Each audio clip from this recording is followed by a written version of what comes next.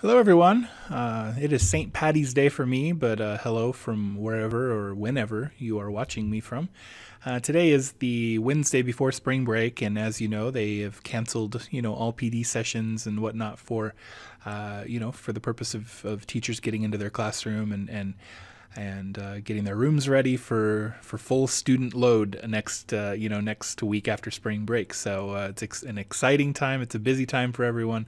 I'm glad that time was given to you, but I wanted to go ahead and finish out my sessions. We are on session 7 of the ISTE student standards. We're going to be talking about Global Collaborator today. And I wanted to make sure that, for those of you who have been following along with each of the first 6 sessions, that we had some closure before we finished up. So without further ado, I'm going to go ahead and get started here. I'm going to kind of go over quickly, like I have been. The ISTE student standards are meant to be a framework that can be used to better, educators and those that we are educating in 21st century skills. And there is a section a section of standards for students, teachers, administrators, coaches like me, and computer science educators. And these standards are designed to work in tandem with the Common Core State Standards, the NGSS, and other state standards and standards that you might run across, including frameworks and National Education Technology Plan, Future Ready, P21, all those other things. And they are meant to really be a broad framework and work from national policy all the way down into the curriculum mapping and in the daily things that you do inside of your classroom. And what we've talked about a lot, recently is these are not meant to just replace any other learning that takes place in the class. They are not a stop and drop type of standard. They are something that we throw in to enhance the learning that's already being done in the class.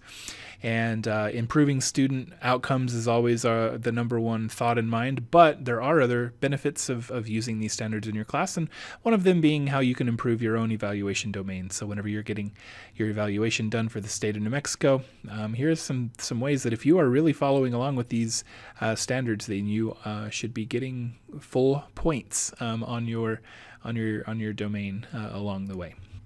So we are wrapping it up again. This is session 7, and we've covered the first 6 today. We're talking about global collaborator today. And to become a global collaborator, students need to understand how their perspectives are different from others, not just in their classroom, not just in their family, but across the entire globe, locally and globally. And we're going to look at some really interesting ways to expand the understanding and expand the horizons of understanding that we can incorporate with our students. So this one's more of a fun one than we've done. So we're going to get started with Standard 7A. There's a video that goes with each one of these, no different than any other session that we've been holding. So I'm going to go ahead and play this first video. Students use digital tools to connect with learners from a variety of backgrounds and cultures, engaging with them in ways that broaden mutual understanding and learning. I had traveled to Senegal, Africa, and the plastic garbage there is just, it's all over. Their infrastructure doesn't support any kind of recycling or garbage pickup. I had read this book with my class about IC2, who she decides to start cleaning up just her little village, takes plastic bags, and she makes purses out of them. First graders obviously couldn't make purses, but they could make the jump ropes. They made a video to show the high school students that I had visited in Senegal how to make jump ropes. My first graders thought it was great that they were teaching high school kids how to make jump ropes. So, it starts them thinking at this young age, it kind of plants the seed, and you never know from these first graders who's going to be the one that helps the world.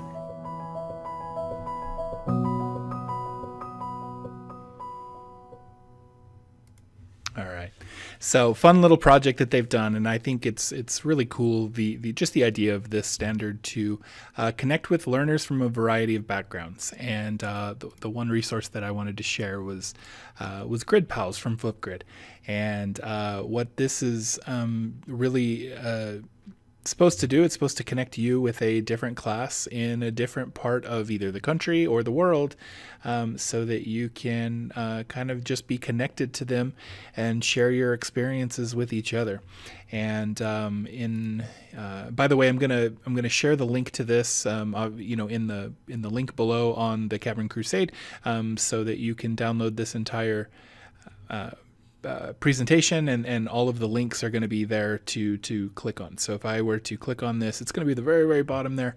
But if I were to click on this, you will have the opportunity to go to the website where it talks about this, and it's going to give you the steps on how to join the Grid Pals group, I guess, to get started with this. But in addition to that, I've also added this is Bonnie's Grid Pals Adventure Passport, and it breaks it down a little bit more as well. So it's going to do the same thing, but it's going to give you a little bit more information, and it's going to give you the directions on how you can get this set up. So it's a lot more information on this one, so I wanted to pass this along too. So Grid Pals is great. There's also other ones that you can do. I know that like Skype has a mystery classroom, and there's a few other things that are out there like this.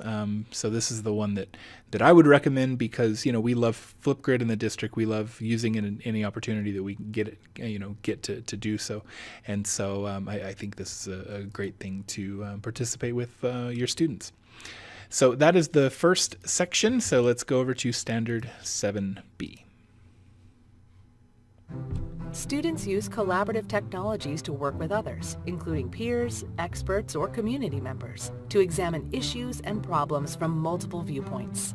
We are taking the children through the use of technology and with the help of our ITS in our school to Africa. We were actually working with 2 other schools, and they asked questions about animals that they are seeing on the back of a safari truck, and they're interacting. The naturalist will actually turn and address the children by name, and they see their question up there. What's another question that you might ask about a leopard? That's the big wow factor with this. Their research comes to life to them when they see their question, and then they get the validation, and they get the reinforcement of what they've actually spent the time doing. And then from there, we researched people through the Pantanal of Brazil, and we also did several Skype sessions with other professionals taking on endangered species. It's been amazing. These little minds have turned into these huge conservationists at the age of 8 and 9.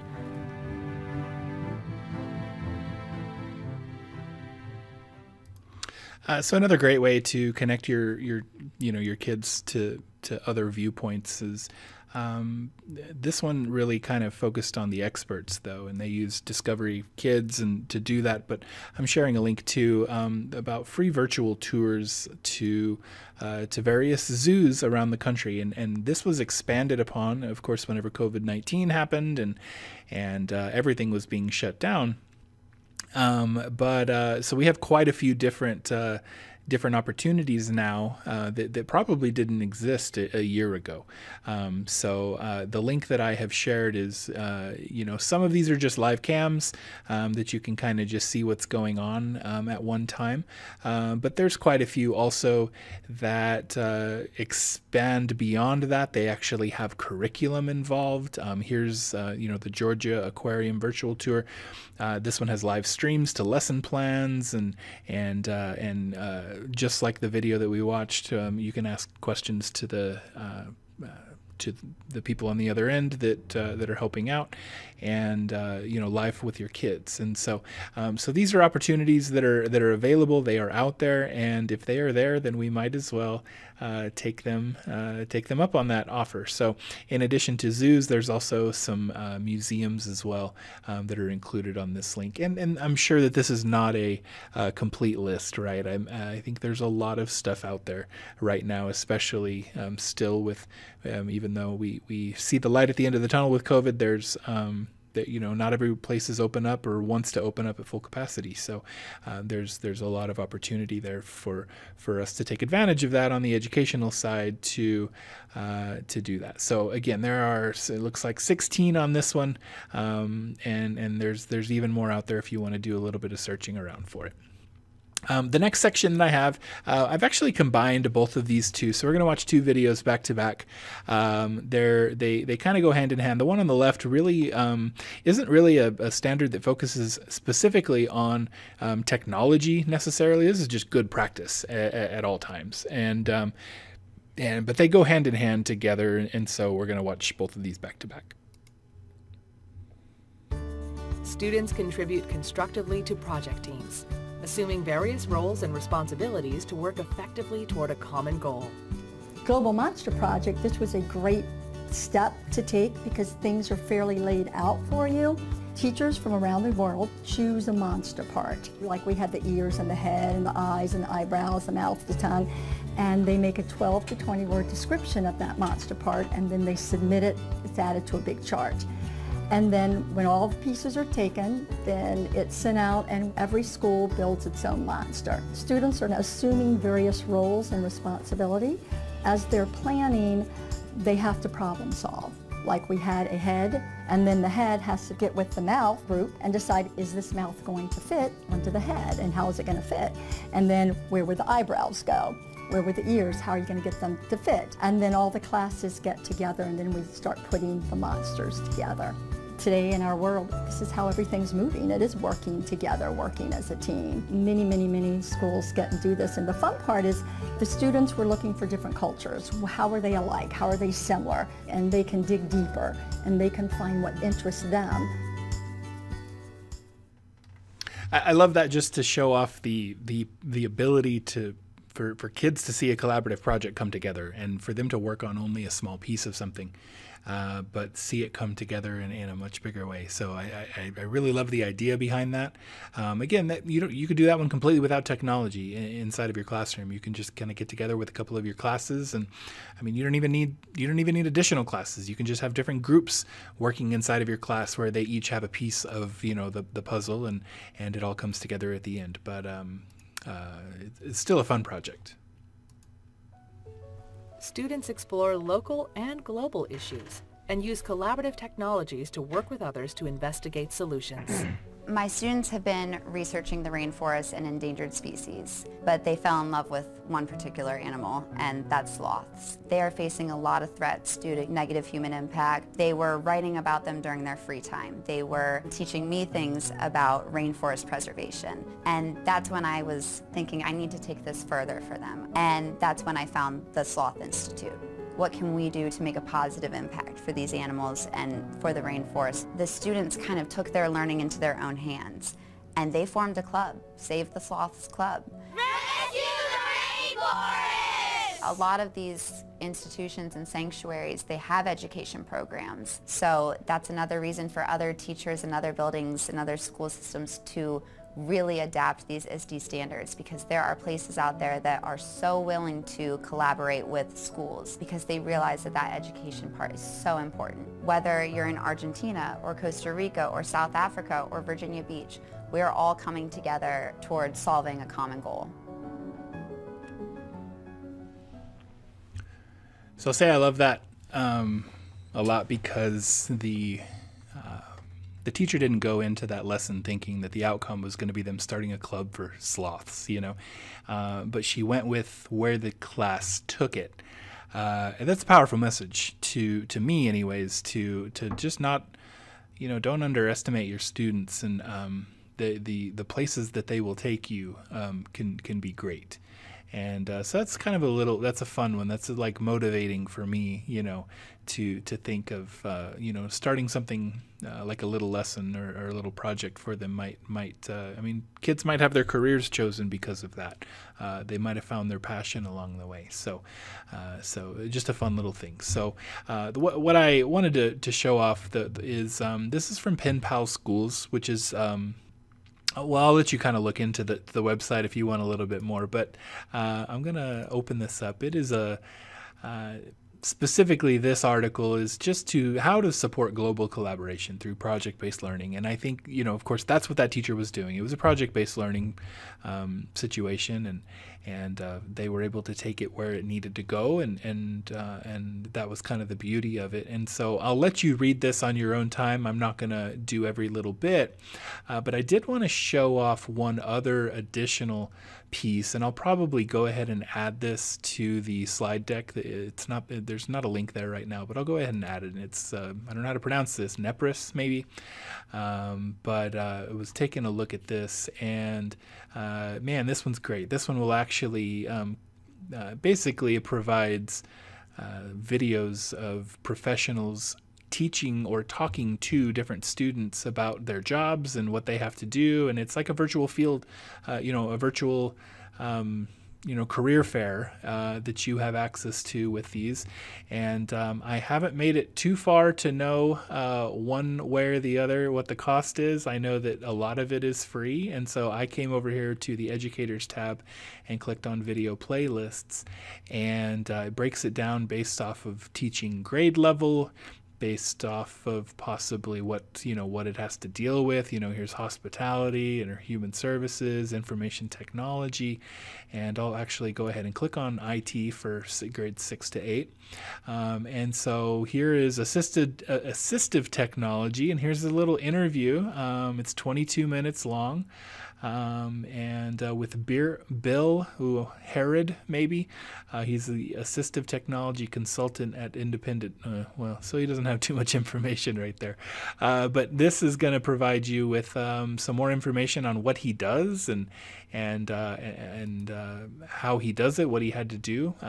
Just going back, if I click on grades 3 through 5, here's a playlist that's dedicated specifically for this grade level. So here we have Rick Dillenbeck. He's a pilot instructor, and he's a pilot for the U.S. government, and and here's what he does, and here's what skills you need to have to get his job. And I know we have Cooter in the district, and I know that we can also help facilitate